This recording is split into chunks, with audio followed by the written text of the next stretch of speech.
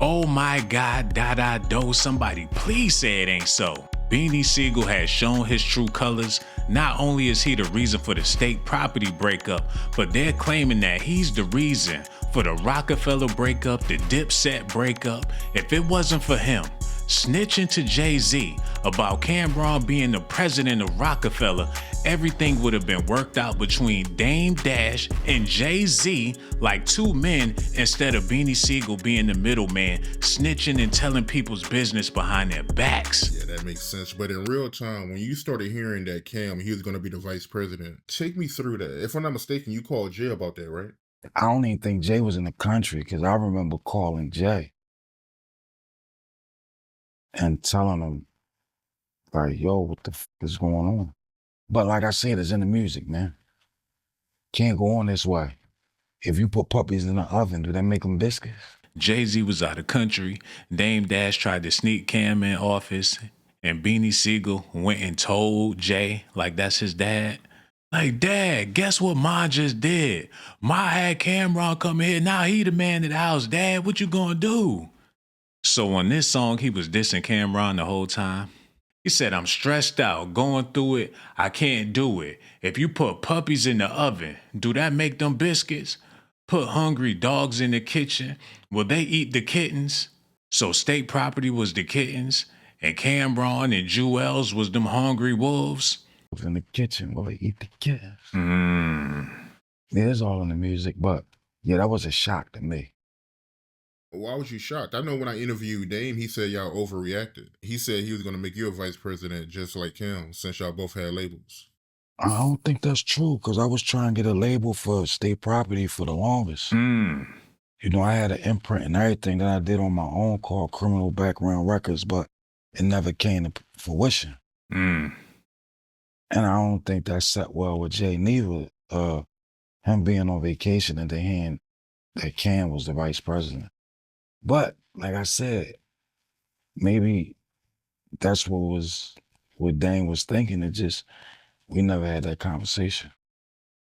I remember Bleak calling me, like, yo, what the f?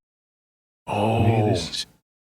Like, what's going on? He was like, Dame just announced Cam as being vice president of Rockefeller. I was more so hurt for Bleak, because if anybody, I think Bleak would have been in that position.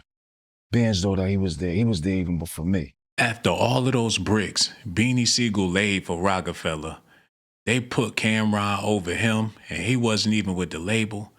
And not only Beanie Sigel, Memphis Bleak was there since Reasonable Doubt. He was around Jay-Z before that. He's a foundational Rockefeller member, and they glossed over him and gave Cameron the presidency, and he didn't even have to run a campaign against the people that was already there. But like I said, man, all that shit old, man. I don't really care about none of that shit. You know what I mean? I'm good. I'm neutral. I'm cool with everybody. I'm just where I'm focusing on me. Nah, I feel you. I heard the first time that you met Too Short was the first time you rapped for Jay. Yeah. First time I met Too Short, and Jay at the same time. They was working on It Was All Good a week ago. Yeah, that was the first time I met Short. They was in the studio doing that record. Wow. That was the first day I met Jay too. First day I rapped for Jay. How was that like? Beanie Sigel. That's how that was like. It was good. It was good enough to land me a deal with Rockefeller Records. Like, yo, I moved a Pyrex on some Mac shit. Pull a Mac quick, leave you on the mattress. Like, who this fat ass nigga spitting like that? Like, I'm Beanie Sigel, nigga. What you wanna do? Just came home from jail. He probably had a mean twerk to go along with that rap. Like, don't get freaky, daddy, cause I could do that too. Yeah, a couple raps. I was rapping for him, and he was sitting there. Then they'd get up, walk out the room, come back in. People's rapped again. He'd get up, leave the room. But I heard when he was leaving the room, he was going crazy. So Jay-Z kept a straight face while he was rapping and left the room just to let out the damn excitement? Like, I'll be right back. He closed the door. All you hear is, oh my God. Oh, we got one, baby. Oh, shit. We going to the top, baby. He come back in the room with a straight face like, let me hear some more of that. I got the Pyrex pots to shut down the block. Get down to lay down because I splay rounds. Like, excuse me for 1 second. Oh my God. We about to go flat. The nigga. Look, I grip the Mac and rip the strap. Rip your back. You don't know how to react now. Give me 1 second, young man. Oh my God. He was telling the people that I came there with, like, don't let him go back to Philly. They was trying to keep me in New York. I had to get back, though. I just gave Paco a 1,500 back. He owed me a stack. I was like, nah, I got to go back to Philly. And it was a Friday. I might not seen Paco all weekend. Well, how they get back in contact with you? I was around. They had to find me. Man, had to get back to Paco. You know, we had a couple of brinks for a nigga, you know. I couldn't stay around waiting for no deal because the streets was calling. Well, how they got in contact with you? Shit, I was around. He was sniffing around the hotel rooms. Like, you seen the nigga in the lobby? Like, yo, we better give him a record deal before he rob all of us, man. This nigga serious. He need a job. Jay-Z probably was like, man, fix him a cheese sandwich or something and send him on his way. Like, do you know this nigga? Nigga Beanie Sigel from the block. Man, if we don't give him a record deal, we gonna die. Dame Dash was paranoid. That's probably the only reason why he got a record deal. I didn't know them at then. Sadiq, the people that took me to New York that I rolled with, them and members from Philly Most Wanted, I ain't really know them. They was from different parts of the city.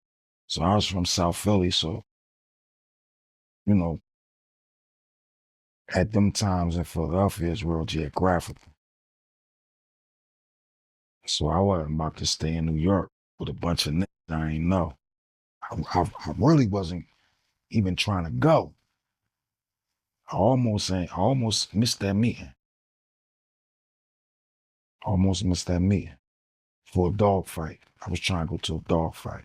He couldn't stay to sign the deal because he had to get back to the block with Poppy, and he almost didn't even go to the meeting because he wanted to catch the dogs fighting in Philly. Come on, Yeah, bro. your buzz had to be crazy. Because, I mean, back then, it was no social media or anything, so. Nah.